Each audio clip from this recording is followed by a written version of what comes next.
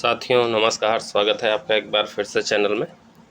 हम लोग निबंध की क्लासेस देख रहे हैं। ये हमारी 8वीं क्लास है, ठीक है। लगातार हमारी क्लासेस आ रही हैं और 7 क्लासेस हो चुकी हैं। अगर उन क्लासेस को आपने नहीं देखा है तो चैनल पे हैं, देख लीजिए। काफ़ी महत्वपूर्ण क्लासेस रही हैं। 7वीं क्लास से हमने लिखाना भी शुरू कर दिया है, तो आप नोट्स बना लीजिए और लिखते भी रहिए, ठीक है। मैं जो ये पढ़ा रहा हूँ उसको आप लिखते रहिए, क्योंकि निबंध वैसा कोई विषय नहीं है कि फार्मूला कोई है और आप फार्मूला लगाएंगे और आपका क्वेश्चन सॉल्व हो जाएगा। निबंध समझने की विषय वस्तु है।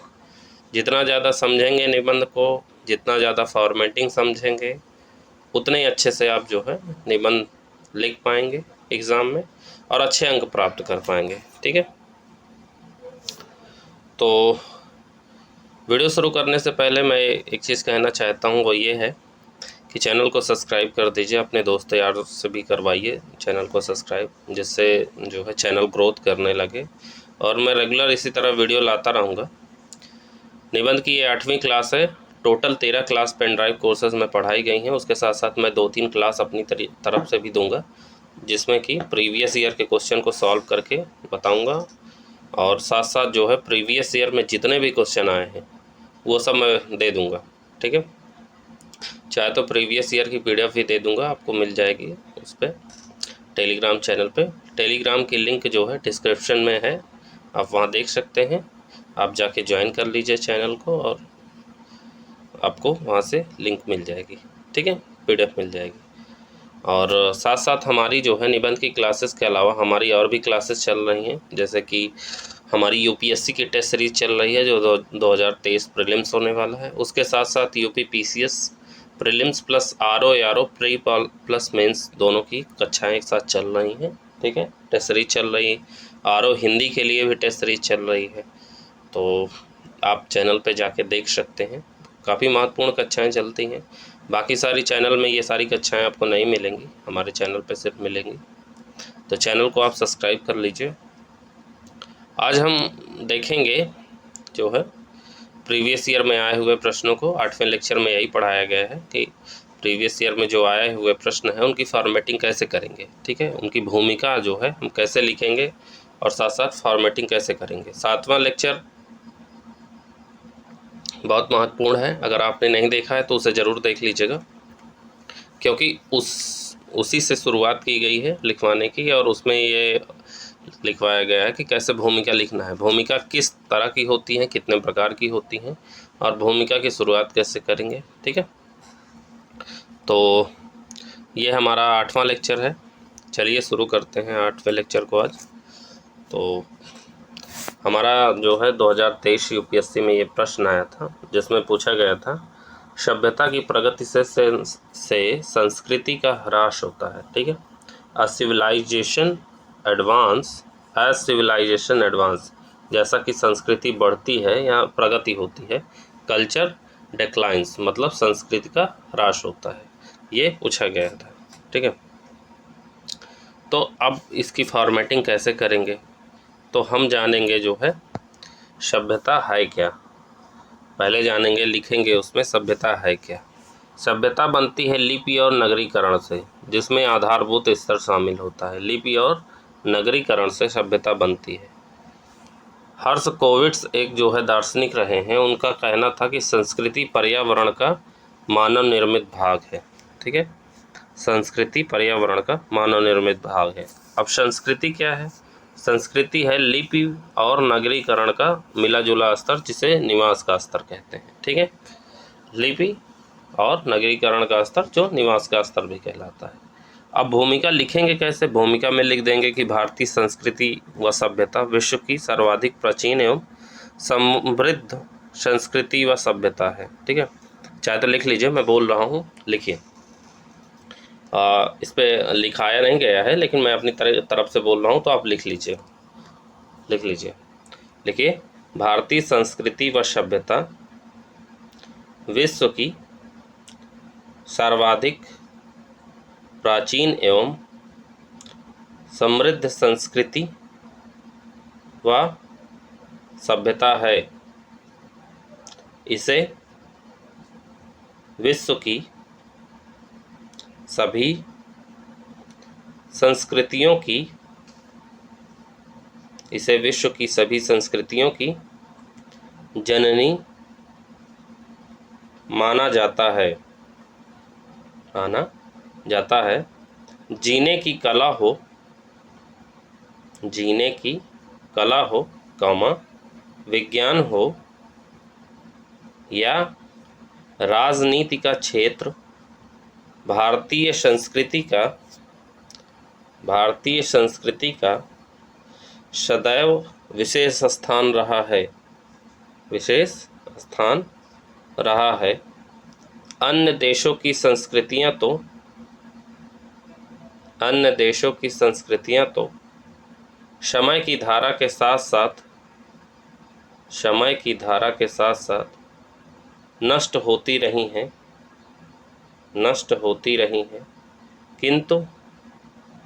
किंतु भारत की संस्कृति व सभ्यता आदिकाल से ही अपने परंपरागत अस्तित्व के साथ अजर अमर बनी हुई है। ठीक है, इतना लिख लिए। तो भूमिका में कुछ इस तरह शुरुआत करेंगे। ठीक है, जब शुरुआत की लाइनें लिखेंगे तो इसी तरह हो। आगे लिख लेंगे, लिखिए आगे, किसी देश लिखिए, संस्कृति किसी भी देश कौम, जाति और समुदाय की आत्मा होती है। संस्कृति से ही देश, जाति या समुदाय के उन समस्त संस्कारों का बोध होता है जिनके सहारे वह अपने आदर्शों, जीवन मूल्यों, आदि का निर्धारण करता है। अतः संस्कृति का साधारण अर्थ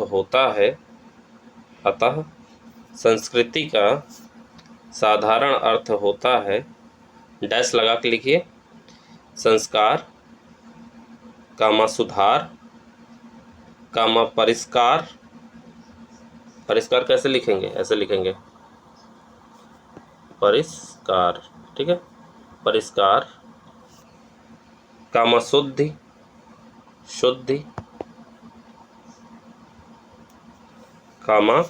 सजावट आदि, फुल स्टॉप। ठीक है, भूमिका में हम कुछ इस तरह लिख देंगे। अब आगे क्या जानेंगे? आगे जानेंगे पर्यावरण। पर्यावरण कैसे? पर्यावरण दो तरह के होते हैं, एक तो प्राकृतिक होते हैं, एक मानव निर्मित होते हैं। तो प्राकृतिक पर्यावरण जैसे पेड़ पौधे हो गए, हवा हो गए, पानी हो गई, मौसम हो गए आदि, ये प्राकृतिक पर्यावरण। लेकिन हमें जानना है मानव निर्मित। ठीक है, मानव निर्मित पर्यावरण कैसे? जैसे भौतिक होता है और अभौतिक होता है। मानव निर्मित भौतिक पर्यावरण में क्या आता है? जैसे परिवहन हो गया, भवन हो गया, एसी हो गया, फैन हो गया, रेफ्रिजरेटर हो गया, खाद्य सामग्री हो गई, परिधान हो गया। अभौतिक कौन से हो गए? कोई विचार हो गया, कोई विचारधारा हो गई, कोई दर्शन हो गया, कोई भाषा हो गई, कोई धर्म हो गया, कोई आस्था, कोई विश्वास, कोई वस्त्र शैली, कोई खान पान की शैली। ठीक है, तो इस तरह हम फॉर्मेटिंग कर लेंगे पहले, फिर हम थोड़ा थोड़ा लिख देंगे भौतिक अभौतिक के बारे में। ठीक, कि मानव निर्मित में भौतिक अभौतिक जैसे जो वस्तुएं होती हैं वो किस प्रकार बदलती हैं संस्कृति में। ठीक है, जैसे मान लीजिए यूरोप का कल्चर कुछ और है, अमेरिका का कल्चर कुछ और है, इंडिया का कल्चर कुछ और है। ठीक है, चाहे वो परिवहन के मामले में हो, चाहे वो खाद्य सामग्री के मामले में हो, चाहे फ्रिज के मामले में हो, चाहे जो एसी के मामले में हो, चाहे परिधान जो कपड़े पहनते हैं उसके मामले में हो। अभौतिक में कोई विचारधारा हो गई, कोई दर्शन हो गया, धर्म, आस्था, विश्वास। ठीक है, खान पान की शैली, ये सारी चीज़ें क्या हो गई, अलग अलग संस्कृति में अलग अलग तरीके से पाई जाती है। ठीक है, तो प्रश्न कुछ ही ऐसा ही कहता है कि सभ्यता की प्रगति से संस्कृति का ह्रास होता है कि नहीं होता है। जब हमारी सभ्यता बदलती है तो जो हमारी संस्कृतियां हैं, ये खान पान, परिवहन, तो ये पूछ रहा है कि जब हमारी सभ्यता बढ़ती है, बदलती है, तो जो हमारी संस्कृति है वो नष्ट होती है कि नहीं नष्ट होती है। ठीक है, आज के समय में क्या है, सभ्यता और संस्कृति को एक दूसरे का पर्याय समझाने लगा है। जो लोग सोचते हैं कि जो सभ्यता है वही संस्कृति है, ऐसा लोग मानने लगे हैं, है ना। सभ्यता और संस्कृति दोनों पर्यायवाची मानने लगे हैं, जिसके फलस्वरूप क्या होता है, संस्कृति के संदर्भ में अनेक भ्रांतियां पैदा हो गई हैं। लेकिन वास्तव में संस्कृति और सभ्यता अलग अलग होती है। ठीक है, जैसे कैसे, सभ्यता का संबंध हमारे बाहरी जीवन के ढंग से होता है, जैसे खान पान, रहन सहन, बोलचाल, जबकि संस्कृति का संबंध हमारी सोच, चिंतन और विचारधारा से होता है। ठीक है, ये हो गई हमारी सभ्यता और ये हो गई हमारी संस्कृति। ठीक है, यही अंतर है, ये हमारी सभ्यता है और ये हमारी संस्कृति है। ठीक, संस्कृति का क्षेत्र जो है सभ्यता से कहीं अधिक व्यापक और गहन होता है। सभ्यता का अनुकरण किया जा सकता है लेकिन संस्कृति का अनुकरण नहीं किया जा सकता है। ठीक है, ये तो हम कर सकते हैं, सामने वाला कैसा वाहन चला रहा है हम उसको अपना सकते हैं, क्या खा पी रहा है वो भी अपना सकते हैं, क्या पहन रहा है वो भी अपना सकते हैं, लेकिन संस्कृति का अनुकरण मुश्किल होता है। किसी की विचारधारा अलग होती है, किसी की अलग होती है, किसी का कोई धर्म होता है, किसी का कोई आस्था विश्वास होता है, किसी की वस्त्र शैली, खान पीन अलग अलग हो सकता है। ठीक है, अब क्या है कि दोनों ये क्रियाकलाप जो हैं, संस्कृति और सभ्यता, ये अलग अलग हैं, लेकिन फिर भी दोनों एक दूसरे से जुड़े हुए हैं। ठीक है, दोनों एक दूसरे से जुड़े हुए हैं। सभ्यता में मनुष्य के राजनीतिक, प्रशासनिक, आर्थिक, प्रौद्योगिकी व दृश्य कला रूपों का प्रदर्शन होता है, जो जीवन को सुखमय बनाने में महत्वपूर्ण भूमिका निभाता है। ठीक है, ये जीवन को सुखमय बनाता है।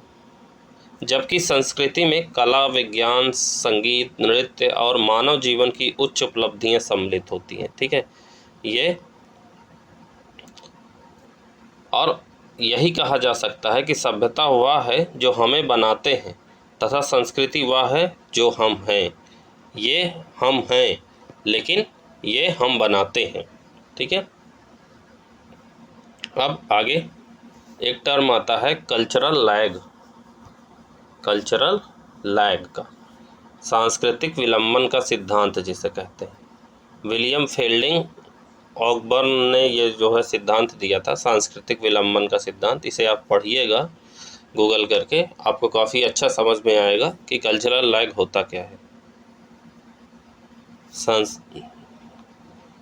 कल्चरल लैग में मैं थोड़ा सा बता देता हूँ ये होता क्या है कि जैसे मान लीजिए कोई संस्कृति कुछ अपना रहा है, लेकिन किसी दूसरे ने, मतलब जैसे मान लीजिए मेरे पिताजी जो कल्चर अपनाते आए हैं उसमें से कुछ कल्चर मैंने छोड़ दिया। ठीक है, कुछ अपना लिया। मेरी जो संतानें होंगी वो मुझसे कुछ कल्चर अपनाएंगी, कुछ छोड़ देंगी। तो यही है कल्चरल लैग, एक पीढ़ी दर पीढ़ी लैग दिखाई देता है। अब आगे क्या लिखे, सभ्यता के प्रगति से संस्कृति का ह्रास होता है। ये हमारा जो है निबंध है। अब इसके बारे में पक्ष में देखेंगे कि वाकई ह्रास होता है कि नहीं होता है। पहले तो वो देखेंगे और फिर देखेंगे विपक्ष कि ह्रास कुछ नहीं होता है, ऐसा सिर्फ कहने की बात है। सभ्यता बढ़ती है तो उसके साथ साथ संस्कृतियाँ भी बढ़ती हैं। तो हम पहले पक्ष देखेंगे कि वाकई ह्रास होता है, नष्ट होती है संस्कृति हमारी। जैसे सूचना तकनीकी है, सूचना तकनीकी जानते ही हैं, इंफॉर्मेशन टेक्नोलॉजी। इंफॉर्मेशन टेक्नोलॉजी आ जाने से बचपन कम हो गया है। पहले तो हम ये देखेंगे, बच्चे जो बाहर पहले खेलने जाते थे, एक दूसरे के साथ टाइम स्पेंड करते थे, बच्चे खूब आपस में मिलते जुलते थे, स्पोर्ट में पार्टिसिपेट करते थे, चाहे गांव के बच्चे हों चाहे शहर के बच्चे हों, एक दूसरे के साथ खूब खेलते थे बाहर, धूल मिट्टी, और बचपना खूब जीते थे, बहुत अच्छे से जीते थे। लेकिन जब से सूचना तकनीकी बढ़ी है, बच्चे मोबाइल में एडिक्टेड हो गए हैं, बच्चे ज़्यादातर अपना टाइम मोबाइल में स्पेंड कर रहे हैं, जिससे ना वो पेरेंट्स को टाइम देते हैं, ना अपने फ्रेंड्स को टाइम देते हैं, ना बाहर जाते हैं, जैसे बचपन उनका छिन सा गया है। तो सूचना तकनीकी बढ़ने की एक खामी ये भी है कि अगर बच्चे उस चीज़ के एडिक्टेड हो गए हैं तो उनका बचपन कहीं ना कहीं ख़त्म हो गया है। दूसरा है सामाजिक पारिवारिक संबंध में कमी है, बिल्कुल कमी हो गई है। सूचना तकनीकी के दौर में लोग मोबाइल फ़ोन्स या गैजेट्स में इतना ज़्यादा बिज़ी हो गए हैं कि जो उनका सामाजिक संबंध है, लोगों से मिलते जुलते थे, वो कम हो गया है। अब लोग व्हाट्सएप पे हेलो, नमस्ते, गुड मॉर्निंग, राम राम यही सब कर देते हैं, सलाम दुआ कर लेते हैं, लेकिन जो है सामने कोई नहीं मिलता है। इससे क्या होता है, पारिवारिक संबंध में कमी आ रही है। पति पत्नी एक ही कमरे में बैठे हुए, लेकिन दोनों मोबाइल में अपना जुटे हुए हैं, दोनों पता नहीं संसार के किन लोगों से बात कर रहे हैं, लेकिन आपस में ही नहीं बात कर रहे हैं। तो ये क्या हुआ कि पारिवारिक संबंध में कमी आई हुई है। घर में कोई बात नहीं करता है, सब अपने अपने फ़ोन्स में दिन रात जुटे हुए हैं। इतना ज़्यादा सेल फ़ोन का यूज़ जो है लोग करने लगे हैं कि वो भूल चुके हैं कि हमारे आसपास की दुनिया में वास्तविकता में हो क्या रहा है। कोई फूल खिलता है, सुबह शाम तक मुरझा जाता है, वो नहीं लोग देख रहे हैं। सूरज उगता है, शाम को ढल जाता है, वो लोग नहीं देख रहे हैं। आप आसपास की इतनी सारी जो है प्राकृतिक सौंदर्य होता है, बहुत सारी घटनाएं होती हैं, उस पर किसी का ध्यान नहीं जाता। वर्चुअल दुनिया में लोग इतना मशगूल हो गए हैं, इतना ज़्यादा मतलब बिज़ी हो गए हैं कि आने वाला समय कुछ ऐसा हो जाएगा कि लोग एक दूसरे के दुश्मन ना हो जाए। मैं तो कभी कभी ये सोचता हूँ कि जब इतना ज़्यादा लोग टाइम स्पेंड कर रहे हैं, सोशल मीडिया में टाइम स्पेंड कर रहे हैं, सेल फोन्स में टाइम स्पेंड इतना ज़्यादा कर रहे हैं, गेम्स वगैरह खेल रहे हैं, बच्चों का जीवन छिन रहा है, युवा जो है इंस्टाग्राम में लगा हुआ है, रील्स बना रहा है, रील्स स्वाइप कर रहा है, दिन रात यही सारे काम कर रहे हैं। तो क्या है, सोशल मीडिया इतना ज़्यादा लोगों को एडिक्टेड बना दिया है, इतना ज़्यादा एडिक्टेड बना दिया है कि आजकल लोग खाना खाते समय भी फ़ोन यूज़ करेंगे। इवन कुछ लोग तो बाथरूम में भी फ़ोन यूज़ करते हैं, इतना ज़्यादा एडिक्टेड हो गए हैं। आप समझ सकते हैं कि सूचना तकनीकी के दौर में क्या हो गया है पूरे विश्व में। यौन अपराध में बढ़ोतरी हो गई है। आप देखे होंगे ज़्यादातर यौन अपराध जो है बढ़ गए हैं। कारण है, हर एक व्यक्ति को एक्सेस मिल गया है इंटरनेट में, हर किसी के पास डाटा उपलब्ध है। डेटा जो मिलता है रेगुलर, उससे वो जो है बहुत सारी ऐसी चीज़ें देखता है जो उसे नहीं देखना चाहिए। उससे क्या होता है, मानसिक विकृति पैदा होती है। लोग अपराध को बढ़ावा देते हैं, यौन अपराध में बढ़ोतरी हुई है, छोटे छोटे बच्चे भी एक्सेस कर ले रहे हैं चीज़ों को, तो कहीं ना कहीं उनकी मानसिक स्थिति में बदलाव आ रहा है। तो इससे क्या होता है, यौन अपराध में बढ़ोतरी देखने को मिल रही है। अब औद्योगिकरण कैसे, औद्योगिकरण में नगरीकरण बढ़ा। नगरीकरण बढ़ने से क्या हुआ कि अकेलापन हो गया। लोग इतने अकेले हो गए हैं कि अब लोग कहते हैं कि मैं व्यस्त हूँ, मेरे पास टाइम नहीं है, इतना ज़्यादा व्यस्त हूँ कि मेरे पास उठने बैठने का तक टाइम नहीं है। तो उससे क्या होता है, जब अकेलापन होगा तो सामाजिक संबंध नहीं के बराबर होगा, है ना। अकेलापन होने से सामाजिक संबंध नहीं के बराबर होगा। लोग जो है बाहर निकल के, सोशल मीडिया से बाहर आके, शहरीकरण इतना ज़्यादा बढ़ गया है कि लोग अपने पड़ोसी अगर मर भी रहा हो ना तो पूछेंगे नहीं कि क्या हो गया है तुमको। गांव में भी ये स्थितियां धीरे धीरे बन रही हैं कि पड़ोसी अगर मर भी रहा हो ना तो नहीं पूछते हैं। लेकिन शहर में उससे भी बुरी स्थिति है, आपके सामने ही कोई मरा पड़ा हो लेकिन लोग सेल्फी लेने में बिज़ी रहेंगे, उसकी फ़ोटो खींचने में बिज़ी रहेंगे। ये हो गया है आज का जो है शहरीकरण। संयुक्त परिवार में दूरी, एक साथ रहते हुए, आप देखे होंगे संयुक्त परिवार में रहते हैं लोग, जॉइंट फैमिली में रहते हैं, लेकिन एक दूसरे से दूर होते हैं सोशल मीडिया की वजह से। कोई अपने फ़ोन में बिज़ी है, कोई अपने फ़ोन में बिज़ी है, कोई अपने फ़ोन में बिज़ी है। सामने सारे लोग बैठे हुए हैं लेकिन एक दूसरे से बात नहीं करते हैं, सब अपने अपने फ़ोन में बिज़ी हैं। तो ये हुआ, वैश्वीकरण बढ़ा। तो वैश्वीकरण से क्या हुआ, संस्कृतियाँ समाप्त हुई। यहाँ की जो कल्चर्स थे, जैसे जो आप देखे होंगे, अगर आप यूपी बिहार से हैं तो यूपी बिहार में एक चीज़ बहुत कॉमन थी कुछ समय पहले, जब तक सोशल मीडिया नहीं था। एक पारंपरिक नृत्य होता है, नौटंकी वगैरह, ठीक है, ग्रामीण क्षेत्रों में ये चीज़ देखने को मिलती है। और बहुत सारी संस्कृतियाँ जो है, हाँ, लोग जो है अब फेस्टिवल को फेस्टिवल की तरह नहीं मनाते। फेस्टिवल अब फोटोग्राफी रह गया है, ठीक है। लोग इस तरह जो है मनाने लगे हैं कि कभी कभी धर्म का मजाक भी बना देते हैं, इतना बुरा हो जाता है। संस्कृतियां जो है समाप्त होने के कगार पे आ गई। कई संस्कृतियां दबाव में हैं, ठीक है, ऐसा भी हो जाता है। हथियार उद्योग में बढ़ोतरी हो गई, जैसे युद्ध और आतंकवाद। आप देखे होंगे, अभी कल ही मैंने एक डाटा पढ़ा था, उसमें पढ़ा था कि दुनिया का सबसे ज़्यादा निर्यातक देश जो हथियारों को सबसे ज़्यादा बेचता है वो है अमेरिका, और सबसे ज़्यादा जो कंट्री खरीदती है हथियारों को वो है इंडिया। अब आप समझ सकते हैं कि जो है इतना ज़्यादा सभ्यता बढ़ गई है कि हथियारों की जो है खरीद फरोख्त इतनी ज़्यादा होती है, तो उससे क्या होती है, युद्ध जैसी स्थितियाँ बनती हैं। हथियारों की ज़्यादा खरीद फरोख्त होती है तो आतंकवाद जैसी परिस्थितियाँ बनती हैं। आप सोचिए, अगर हथियार हो ही ना, ये जो वेपन्स हैं जिससे डिस्ट्रॉय होता है, चाहे वो बम हो, चाहे वो बंदूक हो, चाहे मिसाइल हो, चाहे तोप हो, कुछ भी हो, अगर वो रहे ही ना तो, अगर रहे ही ना। हथियार उद्योग का मतलब इस बम मिसाइल से मतलब नहीं। हथियार उद्योग का मतलब है कि जैसे पुराने समय में अस्त्र शस्त्र यूज़ करते थे, कैसे बाण यूज़ करते थे, बाण के अलावा भाला यूज़ करते थे, अगर ये सारी तलवार यूज़ करते थे, अगर ये सारे अस्त्र शस्त्र हों ही ना तो सभ्यता का विकास तो होगा, लेकिन जो है क्या है, सुरक्षा भी मिलेगी, डर नहीं रहेगा कि कोई देश जो पावरफुल है वो हम पे हमला कर सकता है। हत्याओं की घटनाओं में बढ़ोतरी हुई है हथियार उद्योग से।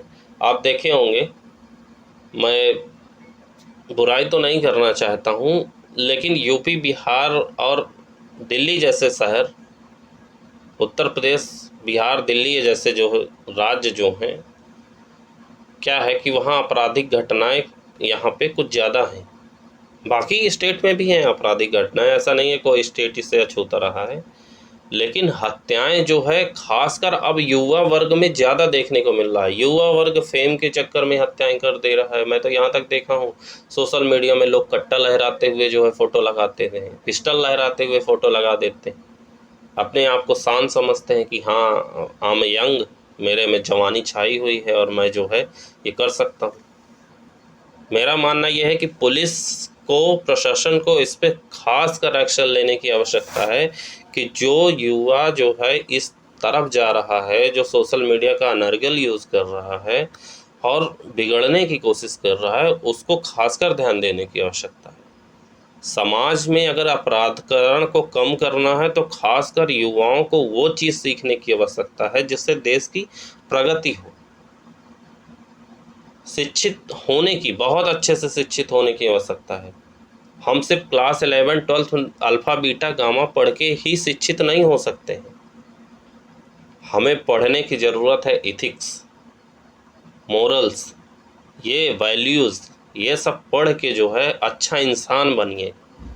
समाज अच्छे तरफ ले जाएंगे तो जो है समाज का उद्धार होगा, देश का उद्धार होगा। बहुत सारे लोग हैं देश के लिए काम करते हैं। आप देखे होंगे, बीच में एक न्यूज़ आपने देखा होगा कि जो है क्लास 9 10 के बच्चे थे, या क्लास शायद 7 8 के बच्चे थे, टीचर ने उनको डांट दिया और वो 2 बच्चे लेके कट्टा पहुंच गए, जो है पिस्टल तान दी उनके ऊपर, टीचर के ऊपर। क्या लगता है, ऐसे हमको ऐसे समाज की आवश्यकता है अपने देश में? ऐसे समाज की आवश्यकता तो नहीं है अपने देश में। हमको ऐसा समाज बनाना है जो शिक्षित हो, विवेकशील हो, ठीक है, जो देश की प्रगति पे काम करे। इतनी सारी जो है घटनाएं होती हैं रेगुलर, कैसे होती हैं? सोशल मीडिया के माध्यम से ही ना होती हैं। इन पे रोक कैसे लगाई जाए? तो वेपन ऑफ मास डिस्ट्रक्शन के माध्यम से लगाई जाए। मतलब जो है हथियारों की खरीद फरोख्त बंद हो, साथ साथ जो है हथियार कोई भी यूज़ नहीं करेगा, हर चीज़ जो है बातचीत से सुलझेगी। अब छोटे बच्चे को कट्टा लेके स्कूल में क्या जाने की आवश्यकता थी? कहाँ से उसको मिल गया? ऐसे समाज में कौन असामाजिक तत्व पैदा हो गए जो इस तरह की जो है अपराधीकरण वाले को बढ़ावा दे रहे हैं? इन पे निगरानी रखने की आवश्यकता है। ठीक, तो वो बात की बात है, हम लोग निबंध के पक्ष में क्या लिखेंगे वो ज़्यादा ज़रूरी है। हालांकि ये सारी मुद्दे याद भी करने चाहिए। हमारे दिमाग में हमारा समाज है, हमारा देश है, हम ही को सुधारने की आवश्यकता है, हम ही को बदलने की आवश्यकता है। हम देश को नहीं बदलेंगे तो कौन बदलेगा? ठीक है, क्योंकि आप सिविल सर्विसेज ज्वाइन करने वाले हैं, आप कलेक्टर बनने वाले हैं, एसपी बनने वाले हैं, ठीक है, देश को आप चलाएंगे। तो हमने ये देखा कि ये हमारी जो है पक्ष की घटना, पक्ष में क्या हो सकता है। अब हम देखेंगे कि विपक्ष में हम क्या देख सकते हैं। तो विपक्ष में हम लिखेंगे, विपक्ष में क्या लिखेंगे कि सूचना तकनीकी। अब सूचना तकनीक वहाँ भी देखे थे कि सूचना तकनीक हो जाने से क्या हमको नुकसान हुआ है, लेकिन लाभ क्या हुआ है, संस्कृति ह्रास नहीं हुई है, हम ये देखेंगे। तो भौगोलिक संस्कृति का विकास हुआ है। भौगोलिक संस्कृति जैसे क्या हुआ कि हम जैसे इंडिया में जो कल्चर है वो सभ्यता, जब संस्कृति विकास हुई, सभ्यता एक दूसरे गैजेट यूज़ करना शुरू किए, मोबाइल गैजेट है या कुछ भी हुआ, हाँ, इलेक्ट्रॉनिक माध्यम से जो है या पेपर के माध्यम से, ठीक है, न्यूज़पेपर के माध्यम से या कुछ भी है, सूचना तकनीकी जब बढ़ी तो उससे क्या हुआ कि जो भारत की जो संस्कृति है वो विदेश वाले अपना रहे हैं, विदेश की कुछ संस्कृतियां भारत में अपना रहे हैं। तो इस तरह एक दूसरे का संस्कृतियों का आदान प्रदान शुरू हुआ, भौगोलिक संस्कृति का विकास हुआ। साथ साथ संस्कृति सापेक्षवाद देखने को मिलता है, सांस्कृतिक सापेक्षवाद देखने को मिला। सांस्कृतिक सापेक्षवाद का मतलब क्या हुआ कि दुनिया में हर संस्कृति महान है, दुनिया में हर संस्कृति जो है वो महान है, ये संस्कृति सापेक्षवाद, उस पर लिख सकते हैं। ठीक है, अब जो ये पक्ष विपक्ष मैं बता रहा हूँ इसकी कैसे फॉर्मेटिंग करनी है, उसी तरह लिखते जाना है। पक्ष में हमको ज़्यादा लिखने की ज़रूरत है और विपक्ष में थोड़ा बहुत लिखने की ज़रूरत है। मैं तो हर बार यही कहता हूँ कि पक्ष में आप जो है 70 से 75% रखिए, विपक्ष में आप जो है 15 से 20% रखिए, 30% की अब भी आवश्यकता है तो भी रखिए, ठीक है, और बाकी भूमिका और जो है निष्कर्ष को आप बैलेंस रखिए। ठीक, अब एथनोसेंट्रिज्म क्या होता है? एथनोसेंट्रिज्म होता है स्वसंस्कृति केंद्रवाद। अब स्वसंस्कृति केंद्रवाद आप एथिक्स में अगर पढ़े हैं तो ठीक है, नहीं पढ़े हैं तो स्वसंस्कृति केंद्रवाद का मतलब क्या हुआ? अपनी संस्कृति को महानतम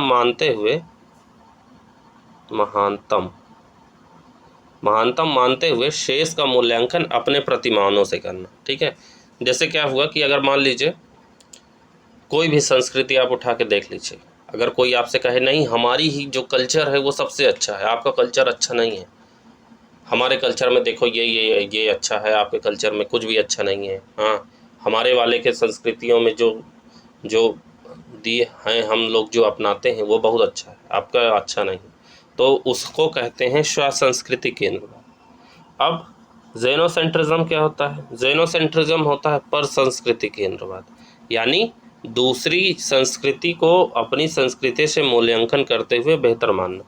यानी दूसरी संस्कृति, अब जैसे मान लीजिए अगर कोई कहे कि हमारा धर्म अच्छा तो है लेकिन हमारे अपेक्षा आपकी धर्म ज़्यादा अच्छा है, ठीक है, आपकी संस्कृति ज़्यादा अच्छी है, आपका कल्चर जो है बहुत अच्छा है। आगे एक शब्द आता है बहुसंस्कृतिवाद। ठीक है, जहाँ बहुत सारी संस्कृतियाँ विद्यमान हैं। फिर ग्लोबल सिटीजन को आप लिख सकते हैं, ठीक है। आप देखे होंगे, हम विपक्ष देख रहे हैं जिसमें सूचना तकनीकी बढ़ी। सूचना तकनीकी से ये संस्कृतियों का विकास हुआ, जिसमें बहुसंस्कृतिवाद, परसंस्कृति केंद्रवाद, ये सारी चीज़ें देखने को मिली, ठीक है। पुराने दोस्त जो हमसे बिछड़ गए थे, आप देखे होंगे आपके स्कूल या कॉलेज में जो है, आप जिस छात्र के साथ रहे होंगे, अगर उस समय आपका सेलफोन अगर उस समय न चलता रहा होगा, लेकिन आज के टाइम में फेसबुक पे वो फ्रेंड आपको ज़रूर मिल जाएंगे। या हो सकता है उस समय आपके पास सेलफोन रहा हो, उन्होंने फेसबुक क्रिएट किया हो और जो है अलग हो गए हों, दूर चले गए हों, बहुत समय तक बात ना हुई हो। लेकिन ये आज का समय क्या है कि एक दूसरे के साथ फ्रेंड रिक्वेस्ट या म्यूचुअल में होके जो है बातचीत कर लेते हैं, फिर मिलते हैं, सोशल गैदरिंग होती है, ठीक है। संयुक्त परिवार, अब संयुक्त परिवार जैसे मान लीजिए कोई कनाडा में रहता है, कोई इंडिया में रहता है, कोई अमेरिका में रहता है।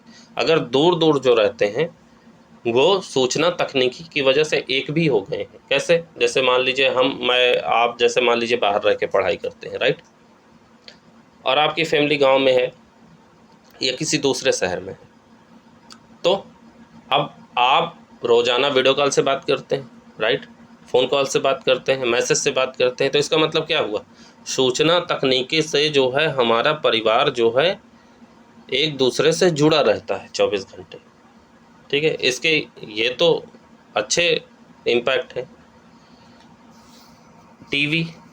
टीवी हम जैसे देखते हैं तो उसमें राष्ट्रवाद देखते हैं, नेशनलिज्म, सांस्कृतिक एकता, वैविध्य जो है वो देखने को मिलता है। परिवहन में जैसे परिवहन में क्या हुआ कि उत्तर पूर्व जैसे क्षेत्रों की यात्रा आसान हो गई। आप देखे होंगे कि अभी कुछ समय पहले न्यूज़ आई थी कि पूर्वी भारत में जो ये 7 सिस्टर्स हैं, वहाँ ट्रेन जो है किसी राज्य में पहली बार चली। आज़ादी के इतने सालों बाद ट्रेन की व्यवस्था पहली बार उस राज्य में की गई। आप समझ सकते हैं कैसे, सूचना तकनीकी की वजह से। सूचना तकनीकी बढ़ी तो पता चला कि वहाँ पे जो है ये व्यवस्थाएं नहीं हैं। जैसे आज हम लोग तुरंत ट्वीट कर देते हैं कि हमारे ज़िले में, हमारे गांव में, हमारे इलाके में ये समस्याएं हैं, हम लोग तुरंत वीडियो बनाए, फ़ोटो खींचे या ट्वीट कर दिए, ठीक है।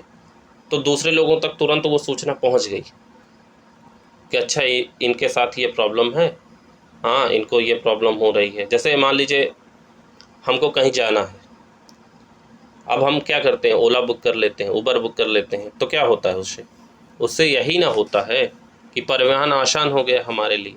सूचना तकनीकी की वजह से ही आसान हुआ ना, सोच के देखिए।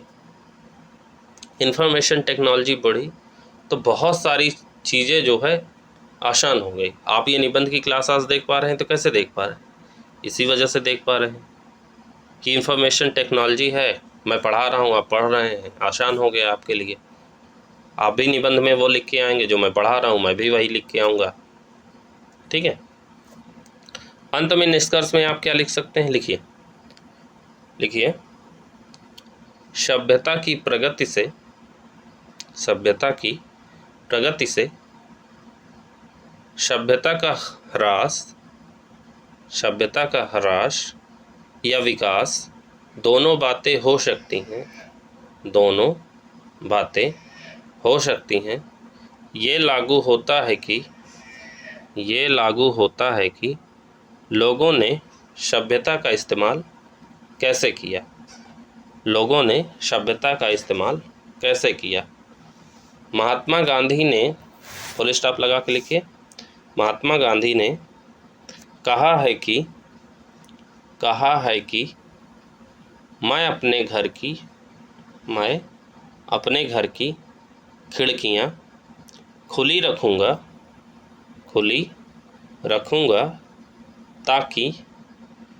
ताकि हवा आ सके, किंतु फुल स्टॉप लगा के, किंतु दरवाजे बंद रखूँगा ताकि हवा मेरे घर को उखाड़ ना सके, फुल स्टॉप, ठीक है। इस तरह हम जो है निष्कर्ष जो है लिख सकते हैं। मैं जो लिखाया हूँ आप ज़रूरी नहीं कि वही लिखें, ठीक है। ये एक तरह का फॉर्मेटिंग है कि इस तरह हम जो है निष्कर्ष लिख सकते हैं। आगे अगला निबंध आया था 1994 यूपीएससी में, इसको देख लेते हैं, ठीक है। 1994 यूपीएससी में पूछा गया था कि आधुनिकीकरण यानी मॉडर्नाइजेशन और पाश्चात्यीकरण यानी वेस्टर्नाइजेशन एक नहीं है, यानी आधुनिकीकरण और पश्चिमीकरण एक नहीं है। तो इंग्लिश में क्या होगा, modernisation and westernisation are not initial identical concept यानी एक नहीं है, ठीक है। तो कैसे हम मानेंगे कि जो आधुनिकीकरण है और पश्चिमीकरण एक नहीं है, यही हमको देखना है। तो जैसे कि मैं हर बार बताता हूँ कि आप निबंध को 2 पार्ट में तोड़ लीजिए या 4 पार्ट में तोड़ लीजिए। जैसे आप जानिए कि आधुनिकीकरण है क्या क्या, पश्चिमीकरण है क्या क्या। अब दोनों एक है एक नहीं है, हो भी सकते हैं नहीं भी हो सकते हैं, ठीक है। 4 पार्ट बन गए क्वेश्चन के। अब कैसे, पाश्चात्यीकरण है क्या यानी पश्चिमीकरण है क्या, पश्चिम से सीखना। हम लोग जो वेस्ट से सीखते हैं, वेस्टर्न कल्चर जो सीखते हैं वही है पश्चिमीकरण। आधुनिकीकरण क्या है, आधुनिकीकरण है समय के साथ उचित रूप से संस्कृति में बदलाव करना। आधुनिकीकरण यानी समय के साथ उचित रूप से संस्कृति में बदलाव करना आधुनिकीकरण है। तार्किक और वैज्ञानिक तरीके से चिंतन करना भी आधुनिकीकरण है, तार्किक और वैज्ञानिक तरीके से चिंतन करना।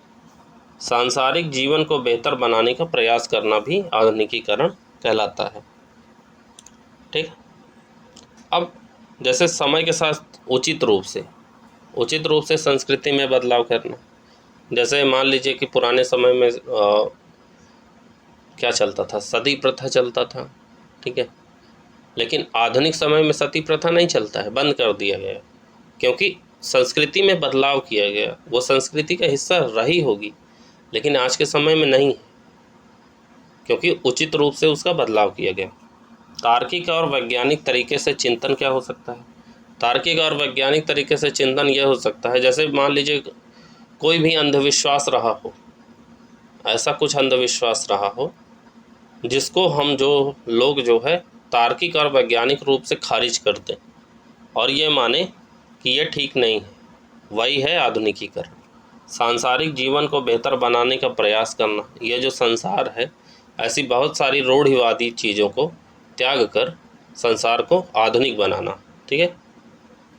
ये जीवन को सरल बनाना, वही है आधुनिकीकरण। अब जब आधुनिकीकरण और पश्चिमी कहाँ कहाँ देखने को मिलती है, जो आधुनिक भी हो, ठीक है, आज के समय का भी हो और पश्चिमी भी हो, ठीक है। तो लोकतंत्र आप देखते होंगे जो इंडिया का है वही लगभग बाकी यूरोप और जो है अमेरिकन कंट्रीज़ का है। जैसे धर्मनिरपेक्षता आप देख लीजिए, स्वतंत्रता देख लीजिए, समानता देख लीजिए, न्याय देख लीजिए, समाजवाद देख लीजिए, इन्हें आप लिख सकते हैं, ठीक है। जो भारत का कल्चर भी है, यूरोप और जो है अफ्रीका अमेरिकन कंट्रीज़ का भी है। विचारधाराएं भी आप देख लीजिए, कुछ विचारधाराएं आधुनिक के साथ साथ पश्चिमी भी हैं। जैसे मानवाधिकार आपको इंडिया में भी देखने को मिल जाएगा, पश्चिम में भी देखने को मिल जाएगा। फेडरलिज्म यानी संघवाद आपको जो है भारत में भी दिखेगा और पश्चिम में भी दिखेगा। दार्शनिक जो है भारत में भी पश्चिम में भी। बहुसंस्कृतिवाद जो है भारत में भी है और पश्चिम में भी है, देखने को मिलेगा, ठीक है। वेशभूषा कैसे हो सकती है, जैसे जीन्स और टी शर्ट को आप ले लीजिए, भारत में भी लोग पहनते हैं, पश्चिम में भी पहनते हैं। ये जीन्स टी शर्ट आधुनिक भी है और पश्चिमी भी है, ठीक है। अब हम वो चीज़ देखेंगे जो आधुनिक तो है पर पश्चिमी नहीं है। ऐसी कौन सी चीज़ें हैं जो आधुनिक है, आज के समय में वो चीज़ मानते हैं लेकिन वो पश्चिम से नहीं ली गई हैं, वो है भारतीय संस्कृति का हिस्सा। जैसे पर्यावरण की चिंता करना, आधुनिक तो है लेकिन पश्चिम से लिया नहीं गया है, पश्चिम से नहीं लिया गया है। भारत के लोग भी तो पर्यावरण की चिंता कर सकते हैं, बिल्कुल कर सकते हैं। पश्चिम से उसको अपनाने की आवश्यकता तो है नहीं है। जैसे एक मंत्र आप देखे होंगे, ओम शांति पृथ्वी शांति अंतरिक्ष शांति रापा शांति, ये कथा के समय बोला जाता है। तो ये आधुनिक तो है लेकिन पश्चिमी नहीं है, जिसमें कहा जाता है कि सारे ग्रहों नक्षत्र जो है शांत हो जाएं, कल्याण हो जाए देश का, विश्व का।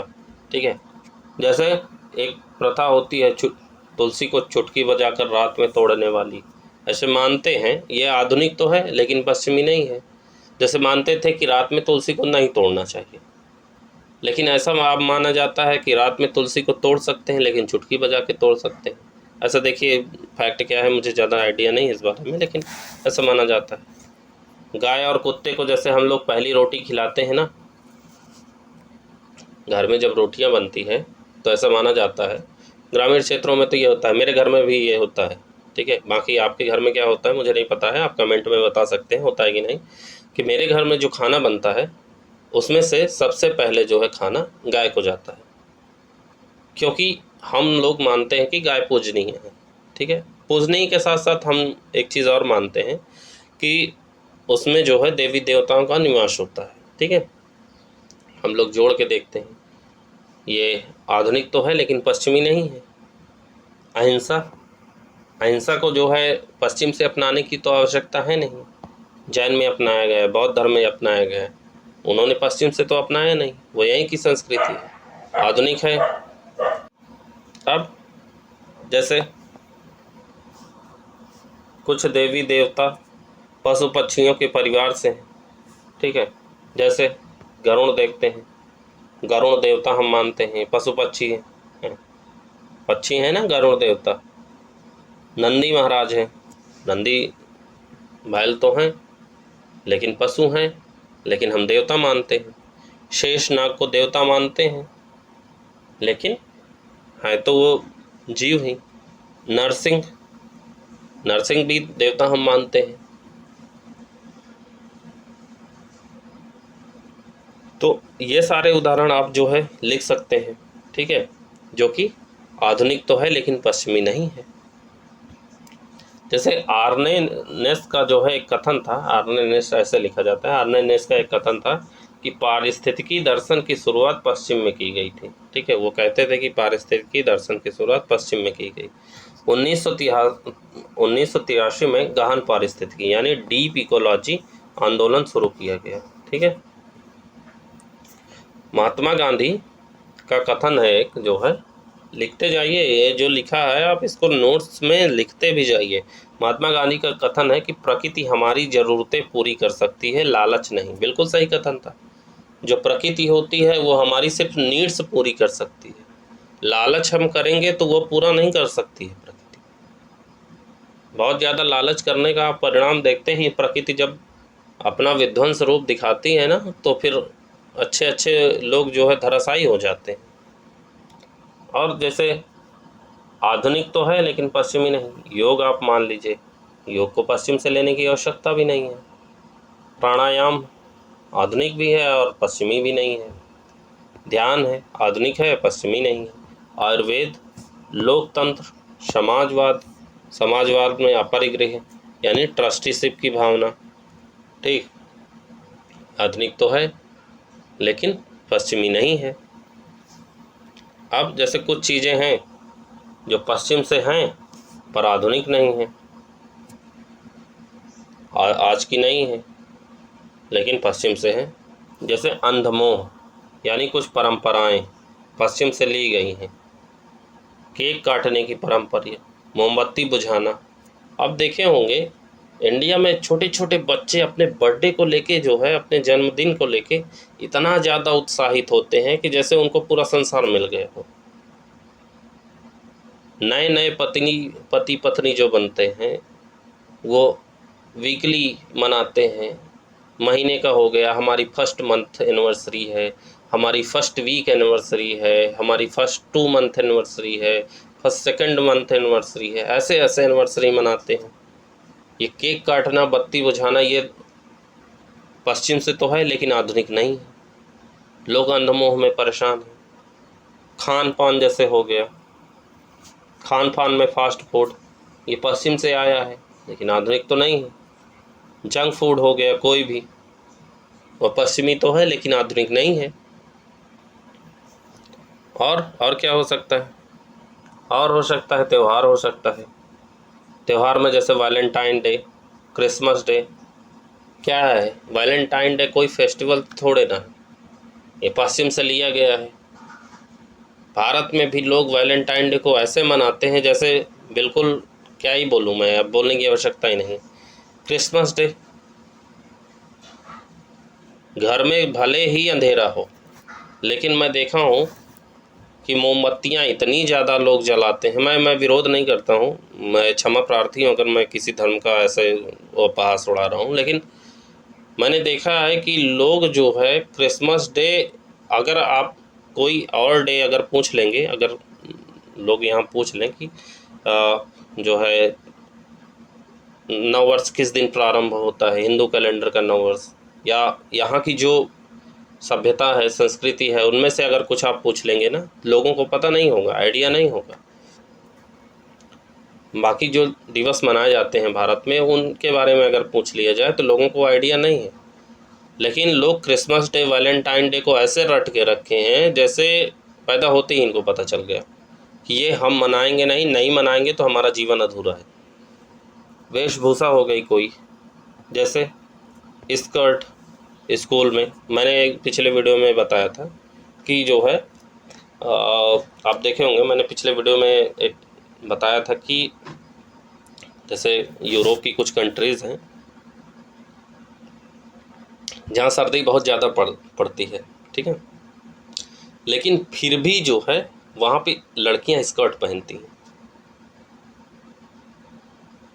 इतना ज़्यादा सर्दी होने के बावजूद जो है लड़कियाँ स्कर्ट पहनती हैं।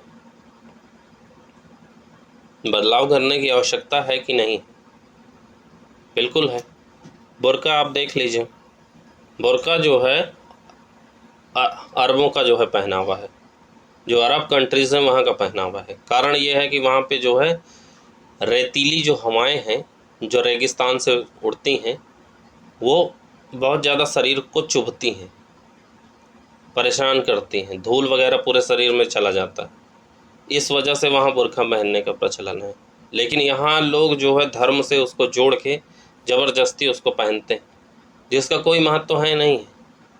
जितना महत्व ये है, महत्व जो उसका भी नहीं है कि स्कर्ट लोग जो है यूरोपियन कंट्रीज़ में ठंड के प्रदेशों में पहन रहे हैं, बल्कि वहाँ तो फुल पहनने की आवश्यकता है कि ठंड ना लग जाए। उसी तरह यहाँ बुर्का पहनने की आवश्यकता नहीं है। क्या आवश्यकता है? यहाँ कौन सी धूल उड़ती है? साथ साथ गीत संगीत आप देख लीजिए, गीत संगीत में अंग्रेजी का संगीत आप देखे होंगे, पश्चिमी तो है लेकिन आधुनिक नहीं है। लोग अंग्रेजी संगीत तो ऐसे चाव से सुनते हैं, भले ही उनका एक अक्षर ना पता हो कि अंग्रेजी में क्या रहा है, ठीक है। लोग इतने ज़्यादा अंधे हो गए हैं अपनाने में, पश्चिमी अंधमोह हो गया है उन लोगों को। तो ये आज का हमारा लेक्चर इसी दो जो है निबंध पे बेस्ड था, ठीक है। उम्मीद है ये निबंध आपको समझ में आया होगा। नहीं समझ में आया है तो आप मुझे कमेंट करके बता सकते हैं और मैं आपको समझा दूंगा अलग से वीडियो बना के। अगर आपको कोई और क्वेरी है तो आप मुझसे बेझिझक पूछ सकते हैं, कमेंट करके पूछ सकते हैं। वीडियो पसंद आया हो तो वीडियो को लाइक कर दीजिएगा और साथ साथ चैनल को सब्सक्राइब भी कर दीजिएगा, ठीक है। तो मिलते हैं अगले वीडियो में, तब तक के लिए जय हिंद, जय Bharat, thank you so much.